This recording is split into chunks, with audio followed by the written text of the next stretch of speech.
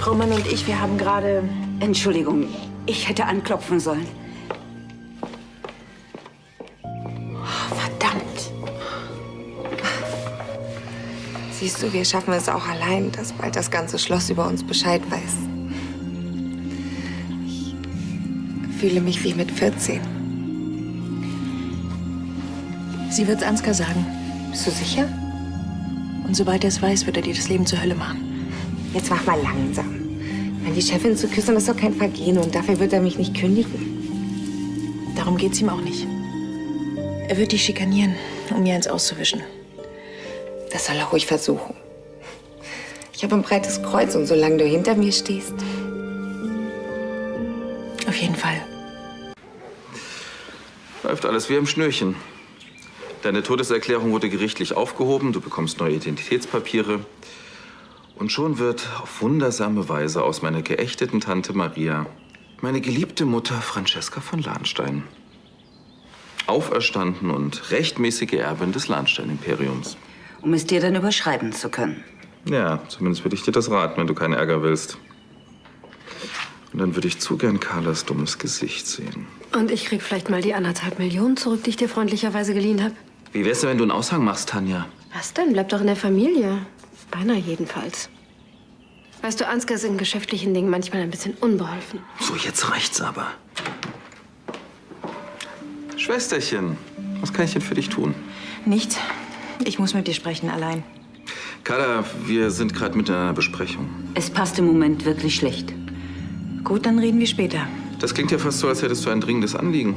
Ich glaube kaum, dass dich das was angeht. Da ist aber jemand schlecht gelaunt. Tja, dann.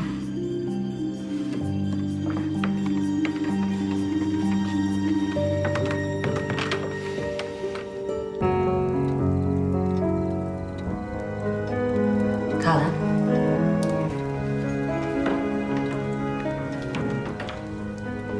Entschuldige.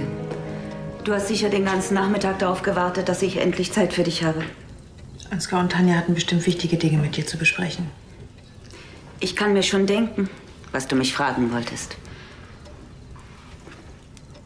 Du hast es ihm schon erzählt, stimmt's? Das mit Stella und mir. Nein, kein Wort. Dein Privatleben geht mich nichts an. Und auch dein Bruder nicht. Das ist wirklich deine Ansicht? Wenn du Gründe hast, es vor ihm zu verheimlichen, ist das allein deine Sache. Ich freue mich, dass du eine Partnerin hast, mit der du glücklich bist. Und es gibt für mich keinen Grund, mich einzumischen.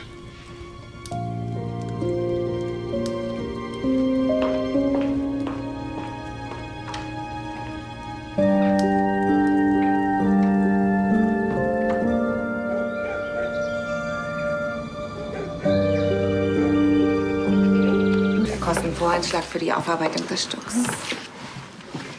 Frau Linse wartet in der Küche. Einen Moment bitte, Frau Mann. Ich freue mich für Sie und meine Tochter. Sie beide sind wirklich ein hübsches Paar. Glück ist so zerbrechlich. Deshalb muss man es festhalten. Und deshalb würde ich mich freuen, Sie, euch beide besser kennenzulernen. Wollen wir nicht zusammen essen gehen?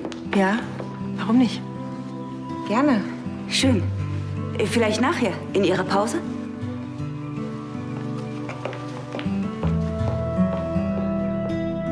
Kann es sein, dass du deine Mutter falsch eingeschätzt hast? Von wegen, sie interessiert sich nur für Ansgar. Vielleicht.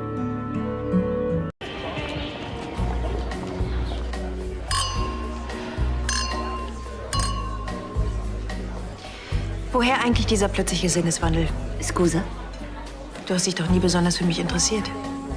Früher nicht und in den letzten Wochen auch nicht. Aber das stimmt nicht. Auch wenn es früher vielleicht so auf dich gewirkt haben sollte. Glaub mir, ich möchte so viel wie möglich über dich erfahren. Soll ich mich lieber allein lassen? Aber nein, sie gehören doch zu Carlas Leben. Oder hast du Geheimnisse vor ihr? Genau genommen sind wir erst seit einer Woche zusammen. Ach, so frisch? Macht's dir eigentlich nichts aus, dass ich mit Frauen zusammen bin? Ehrlich gesagt, habe ich das schon immer geahnt. Ach ja? Hat das aus allen Wolken gefallen? Hattet ihr Streit deswegen? Kann man wohl sagen, eine ganze Weile. Und ich war nicht da. War ja nicht deine Schuld. Aber nun zu euch. Ist es nicht manchmal schwierig? Ich meine, mit eurem Angestelltenverhältnis? Ein bisschen schon. Sollte besser nicht jeder wissen. Vor allem nicht Ansgar. Auf seine blöden Sprüche können wir beide gut verzichten. Ihr versteht euch immer noch nicht besonders. Das wird sich auch nicht mehr ändern. Meinst du wirklich? Aber eine Familie sollte doch zusammenhalten. Oder wenigstens miteinander auskommen. Das hat der Vater schon versucht. Umsonst. Ich dachte immer, du interessierst dich mehr für Kunst. Das war ja anfangs auch so. Aber je länger ich in der Holding arbeite, desto mehr Spaß macht es mir. Und außerdem war es Vaters ausdrücklicher Wunsch. Ja, du warst schon immer sehr pflichtbewusst. Deine Schwägerin. Beobachtet die uns schon die ganze Zeit? Na, Tanja, will mal wieder niemand mit dir spielen? Ach, Charlie, deine Sprüche waren wirklich schon mal besser. Sie hat nichts gelernt. Glaub mir. Hoffentlich. Da geht man aus dem Haus und wen trifft man? Glaub mir, wir hätten uns auch gefreut, hätten wir dich ein paar Stunden mal nicht gesehen, Tanja. Das glaube ich dir sogar, Carla. Frau Mann, was machen Sie hier? Ist das nicht Ihre Arbeitszeit? Richtig. Wie Sie sehen können, versuche ich, die Damen von Frau Schneiders Hausmarke zu überzeugen. Mit Erfolg. Wir nehmen dann fürs erste 24 Kisten. In Ordnung. Ich kümmere mich drum. Eine Sektprobe. Um diese Uhrzeit. Ja, du hast recht, um diese Uhrzeit. Und deine Mutter ist dabei. So ähnlich ist euer Verhältnis doch gar nicht, oder habe ich irgendwas verpasst? Ich wusste gar nicht, dass ich dir Rechenschaft schuldig bin. Du weißt einiges nicht. Deswegen würde ich lieber aufpassen. Was soll das jetzt wieder heißen? Nichts. Leere Drohungen. Tanja will uns ganz bestimmt auch nicht länger stören. Ach, ich störe. Das tut mir aber leid. Sollte es auch.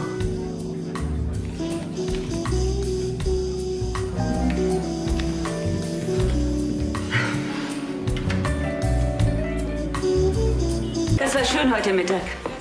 Sollten wir öfter machen. Ja, gern. Ach, und das mit Stella und dir.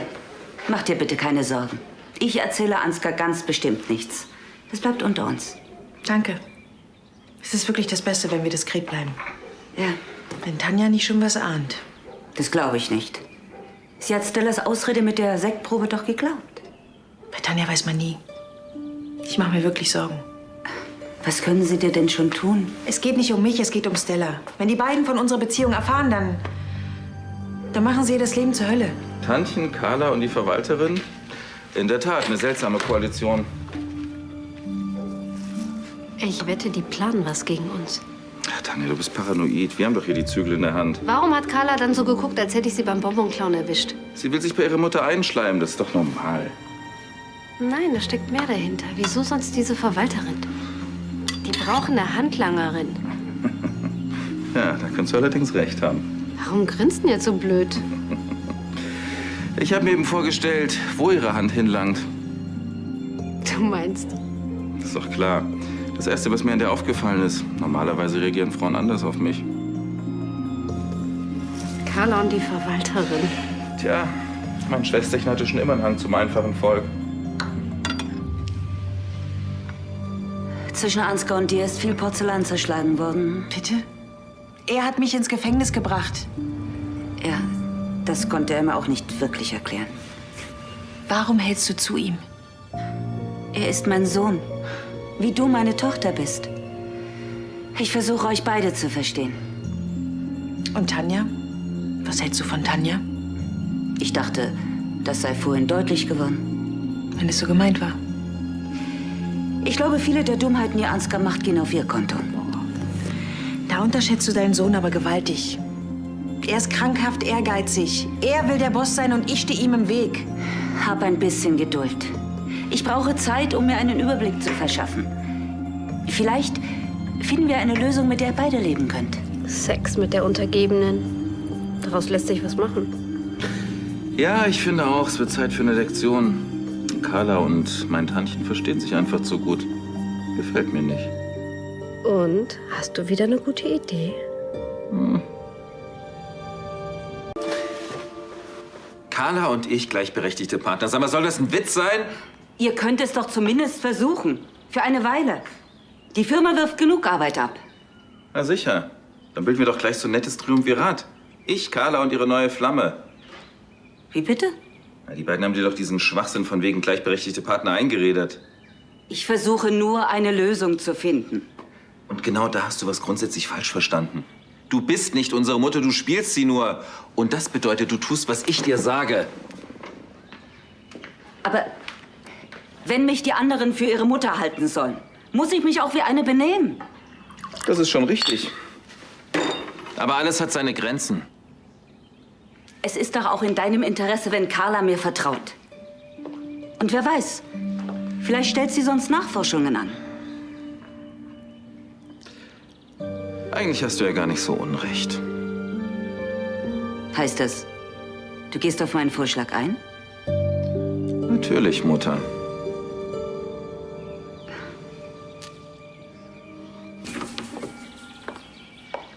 Ihr wolltet mich sprechen? Ja, Mutter würde dir gern was sagen. Es geht um die Holding.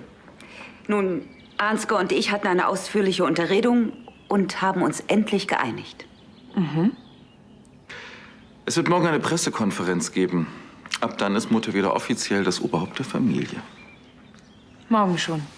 Etwas schnell, ich weiß, aber die Papiere sind vollständig.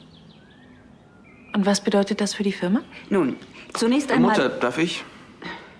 Ja, sicher. Auf der Pressekonferenz morgen wird Mutter mich zum neuen Firmenchef erklären. Nicht wahr, Mutter? Danach bleiben dir genau 5 Minuten, um deinen Schreibtisch zu räumen.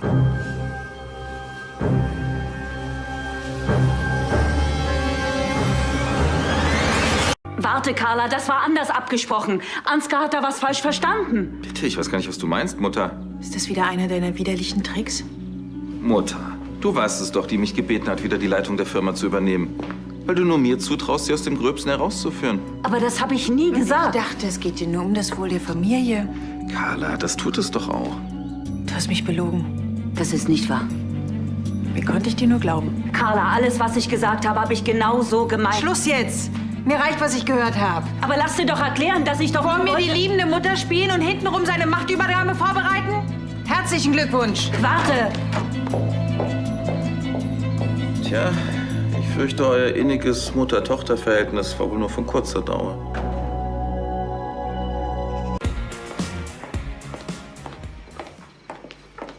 Frau Mann, haben Sie schon mit Justus gesprochen? Sollte ich das? Oh ja? Er wollte sich doch nach Bezugsquellen für ökologische Düngemittel erkundigen, oder? Ach, für die Rosenbeete. Richtig. Nein, ich habe ihn noch nicht gesehen. Ich bringe dir dann morgen früh die Steinpilze vom Markt mit. Sehr gut. Guten Abend.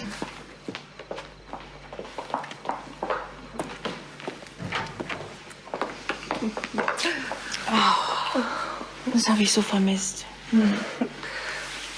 Ist was passiert? Das kann man so sagen. Ich wurde mal wieder von einer Person enttäuscht, die ich gerade mein Herz schließen wollte. Du sprichst jetzt aber nicht von mir. Als wir heute Morgen im Schneiders waren, ist dir da irgendwas an meiner Mutter aufgefallen? Ich fand sie nett, offen und herzlich. Das war gespielt. Für mich ist sie die verlogenste und hinterhältigste Person, die ich kenne. Abgesehen von Ansgar und Tanja vielleicht. Aber wieso? Sie hat mir kaltlächelnd erklärt, dass sie mir morgen die Leitung der Firma entziehen wird. Was? Deine Mutter? Und jetzt rate mal, wer dann statt meiner die Leitung übernimmt. Ansgar. Das glaube ich jetzt nicht. Ich habe so sehr gehofft, dass sie sein mieses Spiel durchschaut, aber Und was wirst du jetzt dagegen unternehmen? nichts. Ich werde ab morgen viel Zeit haben. Aber das kann sie doch nicht mit dem machen. Doch, das kann sie. Als Familienoberhaupt ist sie weisungsbefugt. Ich wünsche, sie wäre nie zurückgekommen. Wenn du noch mal mit ihr sprichst. Das bringt nichts. Ansgar ist ihr Liebling. Und wenn es um ihn geht, dann sind alle anderen abgeschrieben.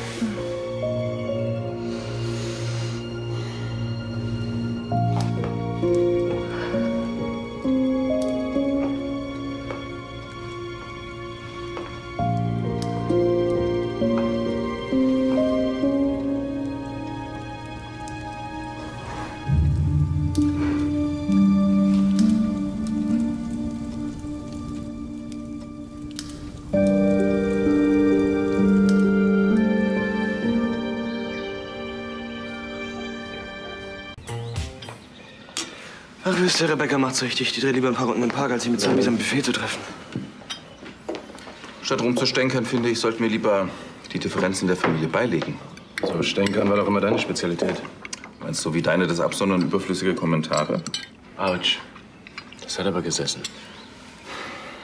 Wisst ihr, manchmal habe ich den Eindruck, euch ist gar nicht bewusst, wie sehr unser guter Ruf davon abhängt, wie wir uns als Familie präsentieren. Seit wann interessiert dich unser guter Ruf? Ich dachte, dir geht es nur um dich. Das eine schließt das andere nicht aus. Entschuldigt mal, worum geht's hier gerade? Wer soll wen, wann, wo und warum präsentieren? Ich glaube, das kann dir unsere Mutter ganz gut erklären. Wir werden heute ein Exklusivinterview geben, um die Öffentlichkeit über die Rückkehr unserer lieben Mutter in den Schoß der Familie zu informieren.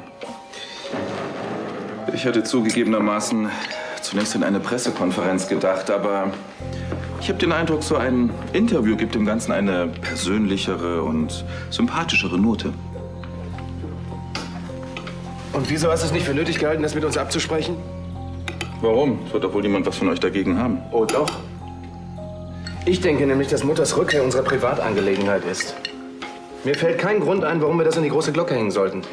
Tja, das sehe ich anders. Ich denke, dass es ganz in Mutters Sinne ist, die Öffentlichkeit an unserem Glück teilhaben zu lassen.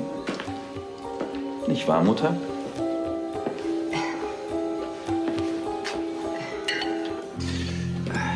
Und bei der Gelegenheit können wir dann gleich verkünden, dass die Geschicke der Firma zukünftig wieder von mir geleitet werden.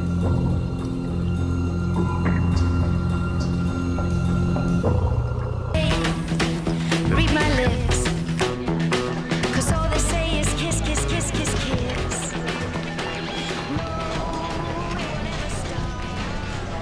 Tanja, nur für den unwahrscheinlichen Fall, dass du gefragt wirst. Du kennst doch deinen Text, oder? Sie hatte Schwierigkeiten mit der Mafia. Um sich und ihre Familie zu schützen, hat sie einen Unfall inszeniert und ihren Tod vorgetäuscht. Und wo hat sie sich all die Jahre aufgehalten? Bei Mönchen in Italien. Die waren eingeweiht und haben sie geschützt. Gut, brav. Hoffentlich kommt sie überhaupt. Davon gehe ich doch aus. Vielleicht hat Mutter es sich ja noch mal anders überlegt. Was hättest du wohl gern, Leo? Vielleicht hat eure Mutter auch eingesehen, dass ein Wechsel der Firmenleitung von Kader zu dir nicht nur Vorteile hätte. Ich glaube kaum, dass sie sich noch mal anders überlegt hat. Um ehrlich zu sein, habe ich keine Ahnung, ob ich mir diese Farce überhaupt antun soll. Mutter. Showtime. So, meine Herren, darf ich vorstellen, meine Mutter, unsere Mutter, Franziska von Lahnstein. Nach der Schilderung Ihrer ausführlichen Geschichte würde ich ganz gern zu den Konsequenzen für die Lahnstein Holding kommen. Bitte. Sind nach Ihrer Rückkehr Änderungen in der Führungsstruktur des Unternehmens geplant? Allerdings. Es wird einen Wechsel an der Spitze geben. Meine Tochter Carla, die die Firma lange Zeit sehr erfolgreich und mit großem Engagement geleitet hat, wird mit sofortiger Wirkung all ihre Ämter niederlegen. Und wer wird Ihr Nachfolger? Ich werde die Holding übernehmen.